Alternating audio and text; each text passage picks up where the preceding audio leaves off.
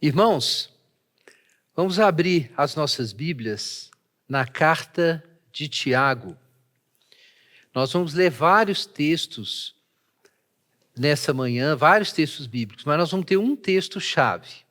E ao redor dele nós vamos meditar sobre outros trechos. Nosso tema é a continuação da série Sabedoria para a Vida Comum. Nós entendemos que é muito importante nesse momento em que novos desafios estão batendo à nossa porta e, particularmente, os desafios da convivência familiar, que nós busquemos os princípios da Palavra de Deus, o que ela ensina sobre virtudes, sobre práticas, sobre princípios, para a gente ter uma vida bem-aventurada na linguagem bíblica, ou uma vida feliz na linguagem contemporânea. E nós vamos meditar hoje sobre a língua. Nosso tema é o controle da língua. Então vamos fazer essa nossa primeira leitura. Carta de Tiago, capítulo 3. Vamos ler os versos 1 até 12.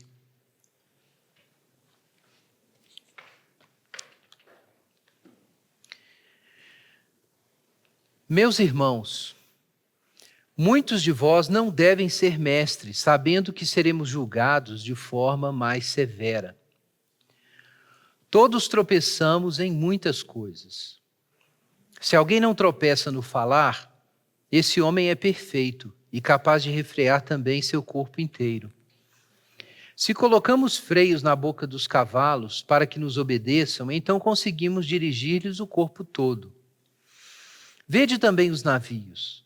Embora tão grandes e levados por ventos impetuosos, são conduzidos por um pequenino leme para onde o timoneiro quer.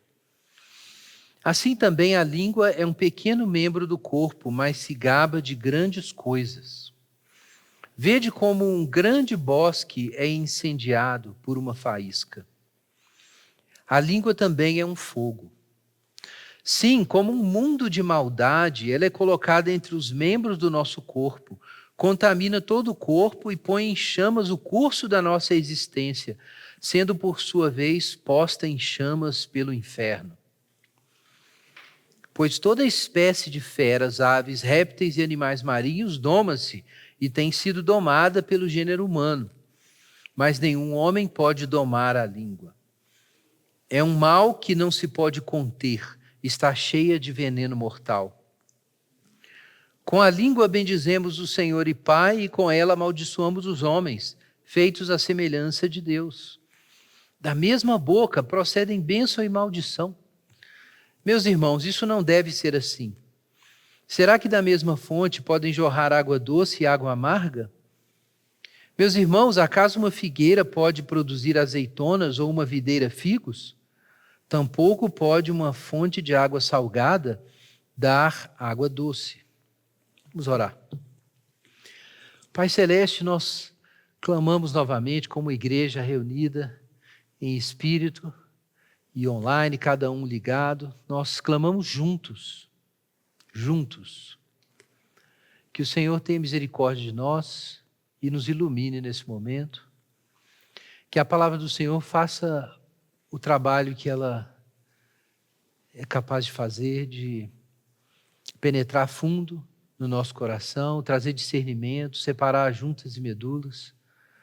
Senhor, faz essa obra, ilumina a nossa vida e nos aproxima do Senhor. Em nome de Jesus nós pedimos. Amém. Então, irmãos, nós temos mais um tema, e é um tema quente, realmente quente. Diz Tiago que a língua é um fogo. E todo mundo sabe que esse órgão é realmente perigoso. Para a gente gerir a nossa vida de forma cristã, e para a gente ter a bem-aventurança, alcançar a bem-aventurança, para que a sabedoria se transforme em algo efetivo na governança da nossa vida, da nossa casa, das nossas coisas, a gente precisa lidar com a língua. Há muito o que dizer sobre várias virtudes. sobre a longanimidade, sobre a paciência, sobre a benignidade, sobre o domínio próprio, sobre a justiça. Mas nós falamos na semana passada do coração e nessa semana nós falamos sobre a língua. Porque tudo que a gente precisa alcançar em termos de sabedoria para a vida comum depende do coração e depende da língua. Porque a língua faz uma mediação entre aquilo que está dentro da gente e o que está ao nosso redor. Então a gente precisa da pureza de coração e encontrar a verdadeira sabedoria, mas precisa lidar com a língua. A Bíblia fala muitas vezes sobre a língua. No Novo Testamento, nas cartas a gente encontra isso, Jesus fala sobre isso. Também o Antigo Testamento, os Salmos, Provérbios e outros trechos falam ou dão exemplos sobre os benefícios e os perigos do mau uso da língua. E eu vou citar aqui algumas situações que os irmãos certamente conhecem. Não apenas porque sofreram, mas porque fizeram sofrer nessas situações usando a língua. Então, o caso mais comum e mais triste é quando acontece a depreciação do outro, a estereotipificação do outro e, especificamente, o desânimo é comunicado ao outro através da língua. Então, quantas vezes você já disse ou já ouviu, não apenas imaginou, mas disse ou ouviu dizer: você é um perdedor, ou você é uma perdedora e nunca vai melhorar de salário? Ou talvez você tenha ouvido um irmão, ou um parente, ou um colega dizer para você: você é burro mesmo, não aprende. Ou desanimando de alguma decisão que você tomou. De repente, uma mulher já ouviu isso de um marido: para que essa dieta de novo? Você nunca vai emagrecer. Ou de repente, filhos ouviram: você é uma decepção, um péssimo filho. Preferia que você não tivesse nascido. Conheci gente que ouviu isso da mãe. Prefiro você morto do que namorando fulana.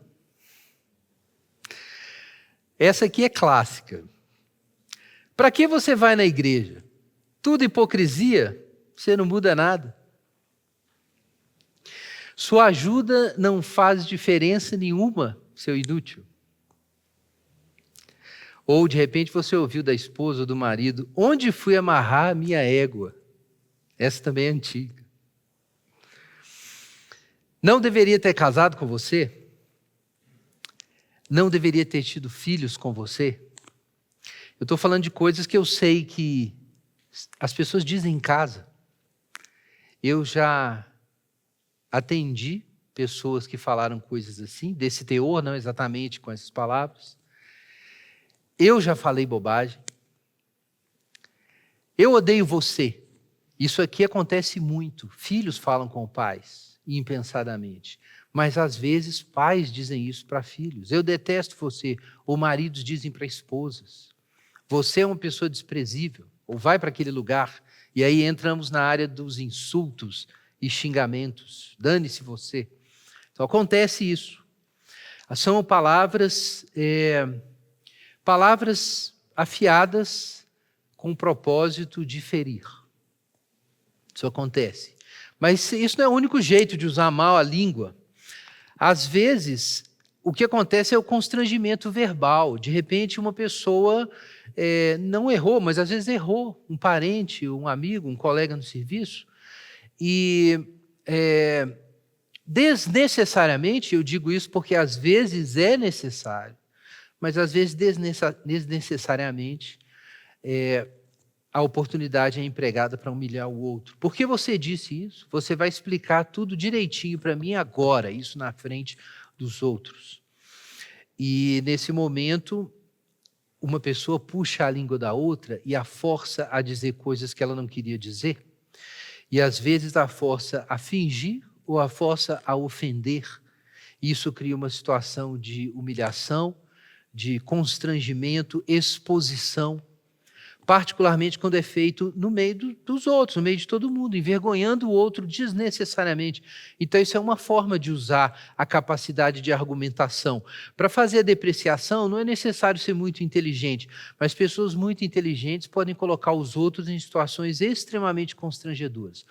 Eu não vou dizer que isso não possa ser necessário às vezes, para confrontar alguém que é abusivo, por exemplo. Mas muitas pessoas abusivas usam a inteligência para humilhar outros sistematicamente. E a coisa pode virar gritaria. Efésios capítulo 4, verso 31, diz claramente que os cristãos devem abandonar as gritarias. Em quantas casas nós temos gritarias diárias? Ou dia sim, dia não, ou semanais. Brigas que começam, às vezes, até com uma discussão que faz sentido, e uma escalada de violência verbal acontece com ironias, ofensas, mordiscadas, e aí você tem uma competição de insultos, e como ninguém quer parecer fraco, o marido não quer parecer fraco porque ele é homem, e a mulher não quer parecer fraca porque a maior humilhação possível para uma mulher hoje em dia é ser fraca. A mulher tem que ser poderosa. Então ninguém quer parecer fraco e ninguém para. E os xingamentos vão se acumulando e ficando pesados. Discussões e comentários inoportunos.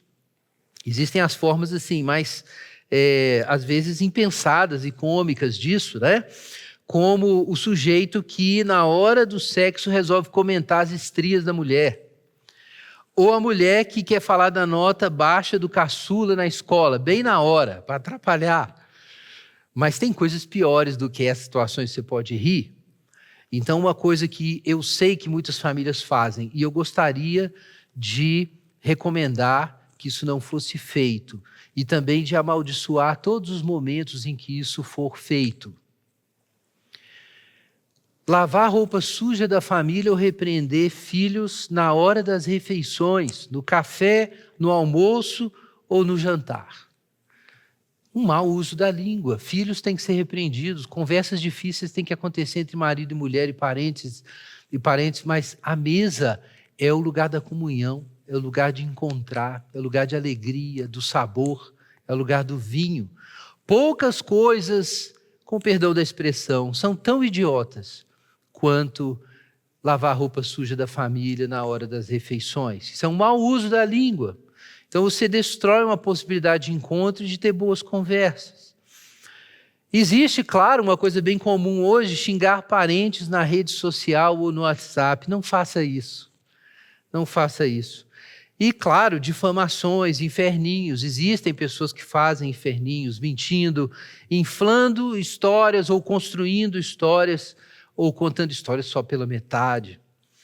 Agora, a coisa mais comum que a gente encontra são aquelas, por ressentimento, às vezes gratuitamente, aquelas pequenas ironias que você faz com a aparência do outro, ou com o atraso, ou com a pontualidade, né? Ou aquela, eu vou dar um exemplo, né? De repente a pessoa chega para a hora do almoço, está tudo bem naquele dia, e alguém comenta assim, ironicamente, por que as pessoas não chegam na hora certa para lavar a louça e só para comer a comida? Então esse tipo de ironia gratuita é extremamente comum e muita gente acha normal fazer isso. Então, meus irmãos, eu queria, em primeiro lugar, dizer o seguinte, antes da gente retomar o texto de Tiago. Tem muita gente que pensa que com os outros é necessário ser muito educado e cuidadoso com as palavras. Mas em casa não é necessário, porque são seus parentes, é sua mulher, seus filhos. Então você não precisa ter papas na língua e não precisa cuidar do que você diz.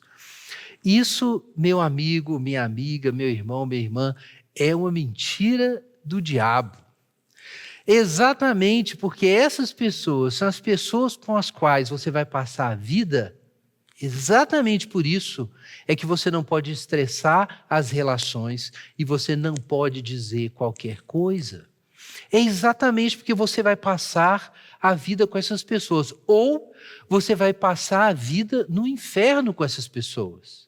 com todos dizendo as coisas de qualquer jeito, e se ofendendo e se desrespeitando. Não.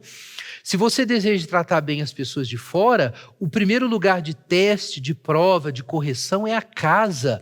O pai não pode falar de qualquer jeito com os filhos não podem falar de qualquer jeito com os pais, maridos e esposas, avós e netos, e as pessoas que trabalham ali, não. O respeito precisa ser ainda maior, para que as pessoas deem conta de suportar umas às outras por mais tempo. Então eu dei um monte de exemplos aqui para os irmãos, e a gente poderia estender essa lista aqui por muito tempo. Mas vamos para o que diz o nosso trecho da palavra de Deus. Tiago capítulo 3 e outros trechos nós vamos ler. Veja só, a primeira coisa que se diz logo no verso 1 é sobre os mestres. E realmente, irmãos, o foco desse texto, o foco principal é o caso das pessoas que pretendem ser vistas como rabis, como sábios, como professores, como mentores, como mestres. Esse é o foco. Então, há, inclusive, em todo o capítulo 3 até o capítulo 4, uma repreensão de Tiago a pessoas que têm a pretensão de serem mestres, mas não têm sabedoria, são facciosos. Nós vimos na semana passada, foi o trecho logo depois, né? A gente está andando de trás para frente na nossa leitura, mas pessoas que estão cheias de inveja e sentimento faccioso, pessoas que estão envolvidas em guerras e discórdias. Então, o Tiago diz, olha, se você é essa pessoa, você não pode ser mestre. Não pode ser mestre no povo de Deus, não pode ser pastor, discipulador, achar que pode dar pitaco nas coisas. Não, primeiro você tem que demonstrar pelo seu procedimento. É isso que o Tiago está dizendo. Mas, irmãos, é claro que isso se aplica a todo mundo. Agora, a primeira coisa que se diz é que seremos julgados de forma mais severa pelas palavras. Então, isso vale para nós que somos líderes. Mas veja, isso vale para todo mundo. Diz Jesus no Evangelho de Mateus, capítulo 12, versos 36 a 37, eu digo que no dia do juízo os homens haverão de dar conta de toda a palavra inútil que tiverem falado. Pois por suas palavras vocês serão absolvidos e por suas palavras serão condenados. Então veja, os mestres receberão juízo mais severo, Tiago 3:1, mas todos serão julgados e avaliados pelas suas palavras e darão conta das palavras inúteis. Pensa nisso, meu irmão. Palavras inúteis, palavras ao vento, palavras que não constroem, que não ajudam. Então essa é a primeira coisa que a gente tem que ter em mente. Deus presta atenção no que você fala. Atenção para o que eu estou dizendo. Deus presta atenção no que você fala. E Ele vai perguntar para você por que você falou. Isso vai acontecer. Agora, quem é capaz de controlar a língua? Diz Tiago no capítulo 3, verso 2, é perfeito. Todos tropeçamos em muitas coisas. E se alguém não tropeça no falar, esse homem é perfeito e capaz de refrear também seu corpo inteiro. A palavra, irmãos, é um marcador moral. Por isso eu disse que o coração é importante e a língua é importante, como introdução para a gente falar das outras virtudes. Quem controla suas palavras tem conhecimento, e o sereno de espírito é homem de entendimento. É o que está em Provérbios, capítulo 17, no livro dos Provérbios.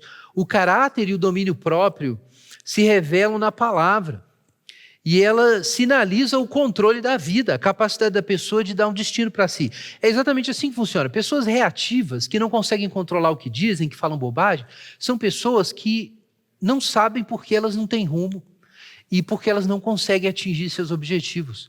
Às vezes a gente encontra isso, as pessoas perguntando o que deu errado, o que está acontecendo?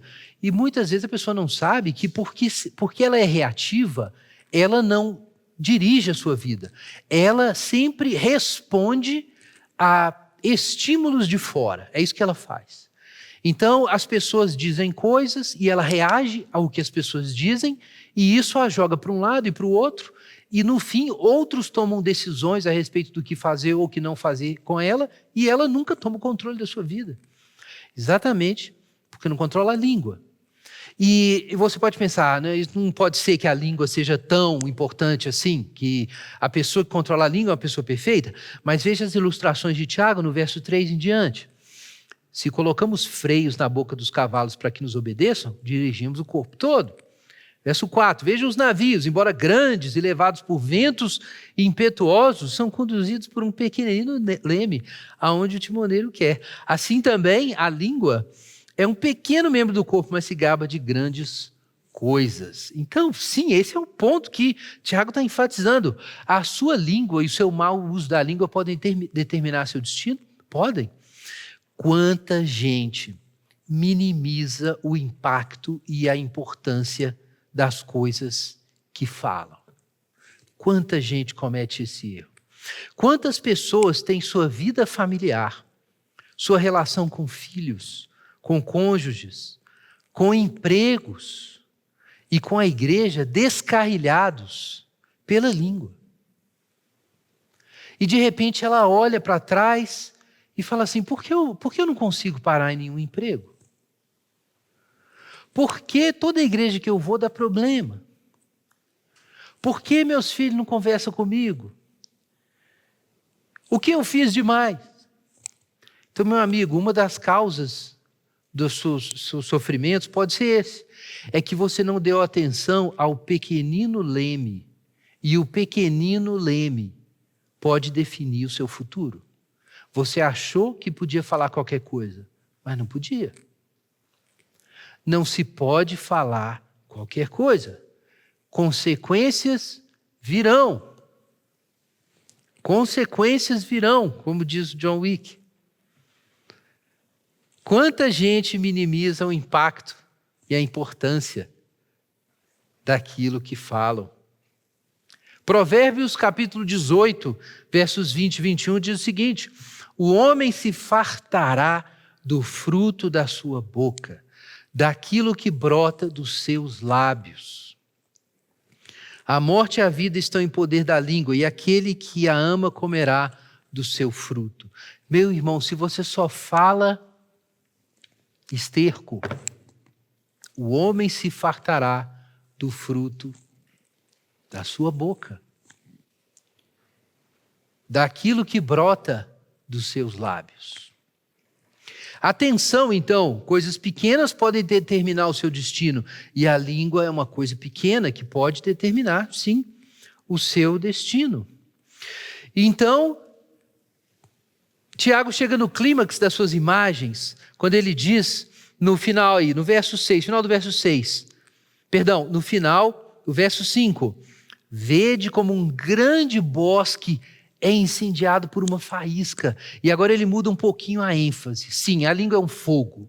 Capítulo 3, verso 6. É um fogo, é um mundo de maldade, colocada entre os membros do nosso corpo, mas contamina tudo, põe em chamas o curso da sua existência e é soprada e alimentada pelo inferno. Gente, veja, o fogo é difícil de controlar. O fogo é perigosíssimo. Uma vez que se perca o controle, ele se alastra rapidamente, se multiplica de forma traiçoeira e de repente você pode ficar preso naquilo e destrói tudo. É o próprio inferno que alimenta. Então vejam que a ideia aqui é que não é um mal que você possa conter. Você não coloca fogo no mato e controla isso com facilidade. Você não brinca com fogo sem alto risco. E uma vez que ele se espalhe, as coisas estão condenadas. Você pode pensar, nossa, mas eu não esperava isso. Eu estava brincando com meu foguinho aqui, eu não queria tocar fogo na minha casa inteira. Mas, meu amigo, se você brincar com fogo, você pode tocar fogo na casa inteira. Então, a língua é exatamente dessa forma.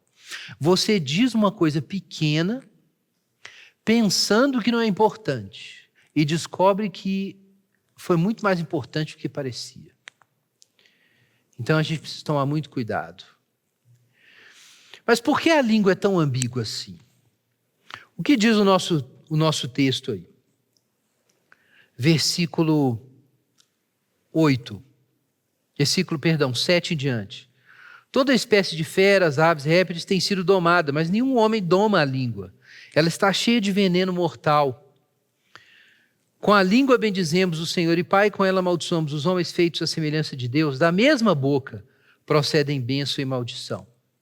Meus irmãos, isso não deve ser assim. Verso 11. Será que da mesma fonte podem jorrar água doce e água amarga?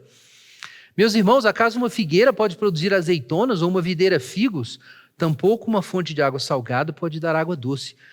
Onde o Tiago quer chegar? O que será que ele está dizendo aqui quando ele fala sobre essa ambiguidade? A gente usa a língua para bendizer a Deus e amaldiçoar os homens.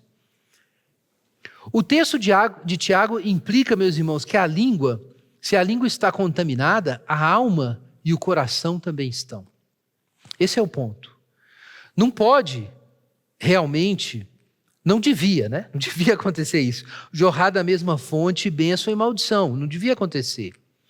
Mas se nós estamos fazendo isso, nós estamos bendizendo a Deus, mas estamos amaldiçoando os homens à semelhança de Deus, então o coração está pervertido. Uma figueira pode produzir azeitonas? Não. Uma videira pode produzir figos? Também não. Uma fonte de água salgada pode dar água doce? Não pode. Então, o que o Tiago quer dizer é que quando a gente tem uma língua que machuca os outros sempre, que está sempre dizendo coisas indevidas, está sempre amaldiçoando os homens, tem uma coisa errada no coração, tem uma coisa errada na fonte. Essa é a questão colocada por Tiago. Esse é o sentido das coisas. Veja o Provérbios, capítulo 16, verso 23, diz o seguinte: o coração do sábio instrui sua boca e aumenta em seus lábios o conhecimento. É o coração que instrui a boca. Então vejam que a gente tem uma pista aqui, nós vamos falar sobre isso agora, como controlar a língua, mas já temos uma pista aqui. Se é o coração do sábio que instrui a sua boca, se é a fonte da água que determina se ela vai ser salgada ou vai ser doce, então quando nós não conseguimos controlar o nosso destino por causa da nossa língua, o problema não está só na nossa língua, mas no nosso coração. É por isso que Tiago disse que se alguém não tropeça no falar, esse homem é perfeito e capaz de refrear todo o corpo. É muito importante compreender isso, o coração e a língua. O coração e a língua. Provérbios fala muitas vezes do coração e muitas vezes da língua. E a língua expressa aquilo que está no coração. Por isso você precisa guardar a língua, mas primeiro precisa guardar o coração. Foi o nosso ponto semana passada. Provérbios 4, 23 e 24. Acima de tudo que se deve guardar, guarda o teu coração, porque dele procedem as fontes da vida. O coração tem que ser guardado para que o coração instrua a língua, instrua a boca do sábio. E aí nós chegamos no nosso ponto crucial. Como controlar a língua? Lendo aqui o nosso trecho de Tiago, a impressão que dá é que não é possível, nenhum homem pode domar a língua. Mas ele está certo, é porque o ponto de Tiago é que o coração tem que ser domado e não a língua. E se o coração é domado, a língua é domada. Mas como a gente controla então a língua, tendo essa visão mais ampla em mente? Então, em primeiro lugar, e eu quero dar alguns conselhos aqui. Em primeiro lugar, a palavra certa.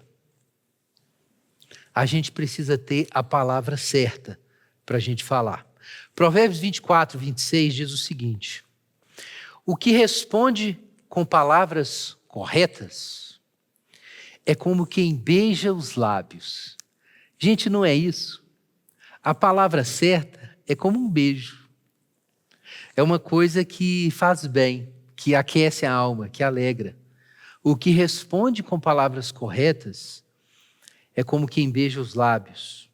Efésios, indo para o Novo Testamento, capítulo 4, verso 29, diz o seguinte: não saia da vossa boca nenhuma palavra que cause destruição, mas só que seja boa para a necessária edificação, a fim de que transmita graça aos que ouvem. Então essa é a palavra correta. É a palavra que vai transmitir graça. É a palavra que não vai destruir, mas que vai construir, que vai edificar, que vai expressar amor. Essa é a palavra certa.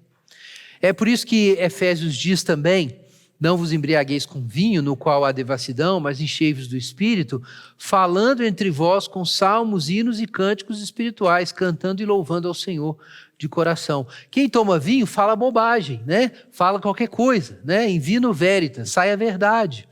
A verdade sobre a maldade no coração. Mas a gente tem um outro espírito que não é estimulado pelo vinho. A gente tem a mente de Cristo. E a mente de Cristo precisa vencer o ódio que brota no nosso coração. E com isso a gente pode dizer uma outra verdade, que não é simplesmente a verdade das misérias do próximo, mas a verdade do amor de Deus. Falando entre vós com salmos, hinos e cânticos espirituais, cantando e louvando ao Senhor de coração. Ou como diz Colossenses, no trecho paralelo, Colossenses capítulo 4, verso 16, veja só. A palavra de Cristo habite ricamente em vós, em toda a sabedoria. Ensinai e aconselhai uns aos outros, com salmos, hinos e cânticos espirituais, louvando a Deus com gratidão em nosso coração. Então, gente, nós temos uma dica aqui. Como a gente pode ter a palavra certa? A gente tem que ser habitado pela palavra de Cristo. É necessário que a palavra de Cristo encha a nossa mente, o nosso coração, comece a mudar o nosso jeito de pensar, de ler as coisas. E se ela toma, então, o nosso coração vai instruir os lábios. E aí nós vamos ter a palavra certa, a palavra correta. Mas não basta ter a palavra certa. É necessário dizer a coisa certa na hora certa. Provérbios 25:11 diz o seguinte: como maçãs em ouro, em salvas de prata, assim é a palavra dita na hora certa. Tem que ser falado na hora certa, irmãos. Timing é tudo. Eu sempre digo isso. Timing é tudo. Provérbios 15:23 diz o seguinte: o homem se alegra por dar uma boa resposta, uma resposta adequada. E como é boa a palavra oportuna, ou a palavra na hora certa. Como você sabe qual é a hora certa de dizer? Você precisa da instrução do Espírito Santo e da prática, mas tem pelo menos uma dica que vale para todo mundo. Até os tolos podem começar por aí. Provérbios 15:28. O coração do justo medita sobre o que deve responder. Então, se você quer saber qual é a hora certa, um bom caminho é pensar antes de falar. Pensa antes de falar. Eu aprendi com um amigo, e tenho crescido nisso, porque a estultícia é ligada ao coração do homem desde a sua infância, né? Ao coração da criança, né? E é só com a graça de Deus para a gente se livrar. Mas eu tenho aprendido a esperar. Então aí eu tenho até uma sugestão para você. Nas conversas de família, no WhatsApp, não posta logo, não. Escreve, deixa lá. Você vai mudar de ideia, você vai ver. E vai mudar o texto ou vai desistir. É sempre bom dizer depois de meditar. E escrever também depois de meditar um pouco. Então a hora certa. Mas além da palavra certa e a hora certa, é necessário falar as coisas do jeito certo. Provérbios 15, versos 1 e 4, diz o seguinte, texto famosíssimo, super conhecido. A resposta branda desvia o furor, mas a palavra dura provoca a ira.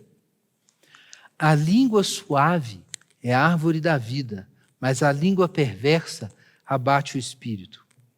Meus irmãos, eu não estou dizendo que seja errado em alguns momentos que pais deem palavras duras, ou esposas digam coisas duras, ou chefes digam coisas duras, ou empregados, ou pastores. Não estou dizendo isso. A questão é que você precisa ter muita sabedoria, sabedoria extra, para você poder usar a palavra dura. Jesus usou palavras duras. Jesus chamou os fariseus de sepulcros caiados. Nós encontramos Paulo falando palavras duras.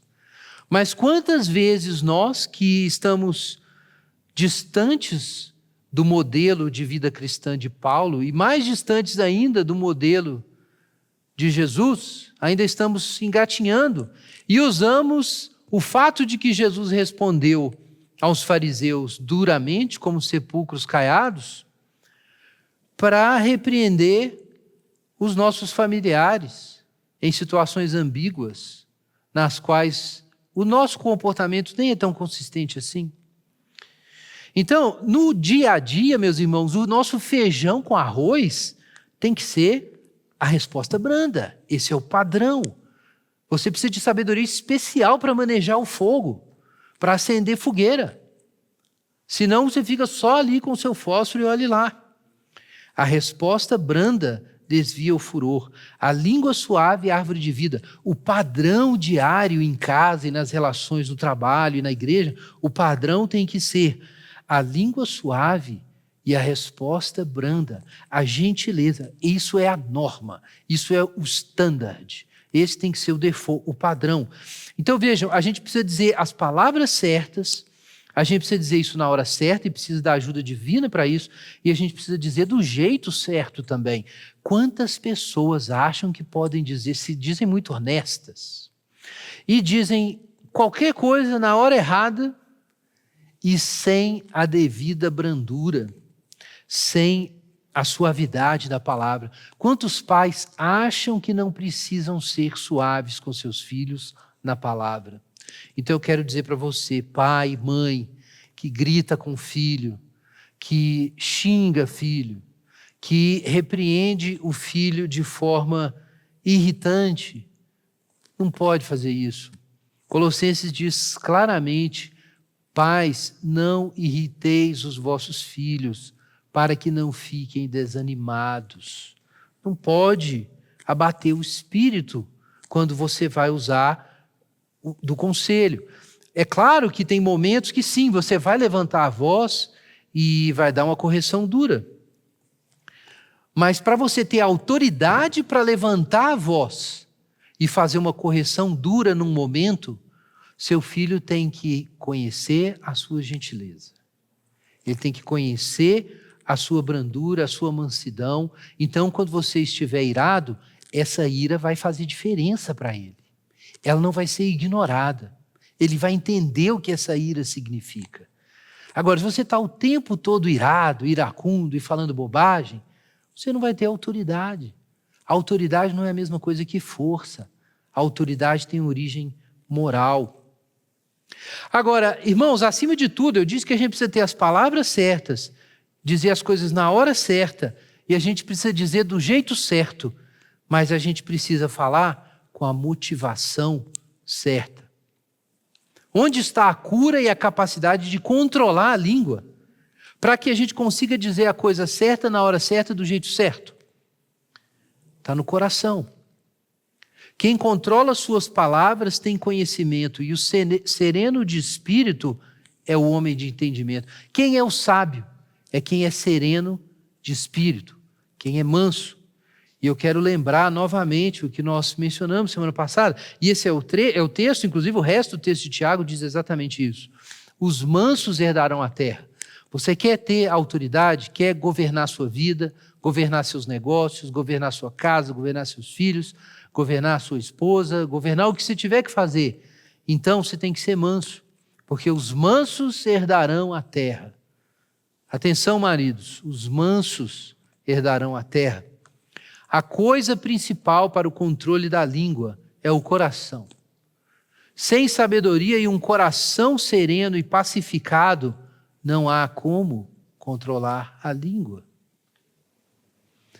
Mas quem planta a árvore da vida em sua casa, ou quem deseja ter a árvore da vida plantada em sua casa, precisa ganhar sabedoria no coração e ter uma língua serena.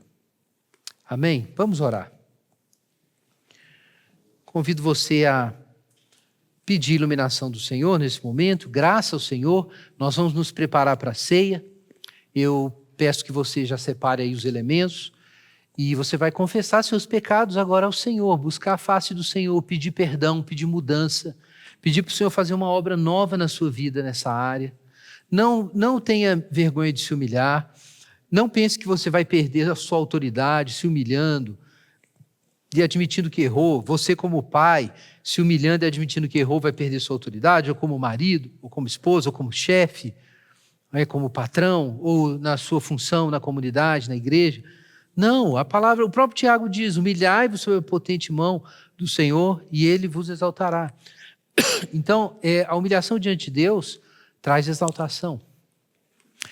Pai Santo, em nome de Jesus, pedimos que o Senhor ilumine, abra o entendimento, amoleça o espírito, amoleça o coração endurecido, para que a Tua palavra seja recebida por cada um dos nossos ouvintes e dos membros dessa comunidade, da Igreja Esperança. Ó Deus, faz isso em nós, maridos, esposas, pais, mães, filhos, filhas, avós, avós, tios, pessoas que estão convivendo juntos, amigos, trabalhadores, chefes, líderes na igreja, pastores, diáconos, obreiros. Senhor, ouve a oração do Teu povo. Recebe, Senhor, esse povo com misericórdia, derrama o perdão de pecados enquanto a gente recebe a ceia do Senhor em nome de Jesus. Amém.